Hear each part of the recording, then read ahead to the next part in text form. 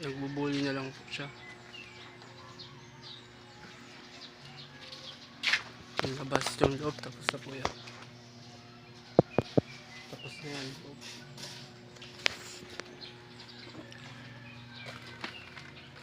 Ito, poste.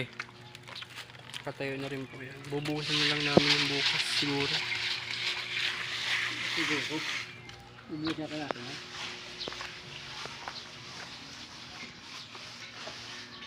Tapos dito, yan yung tirang halo dito namin nilagay. Makapal po kasi ito eh. Yan, makapal siya. Yung taas, makapal ang tatapalan.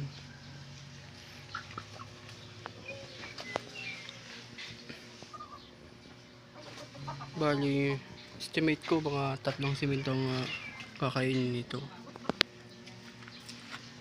Masyado kasi makapal.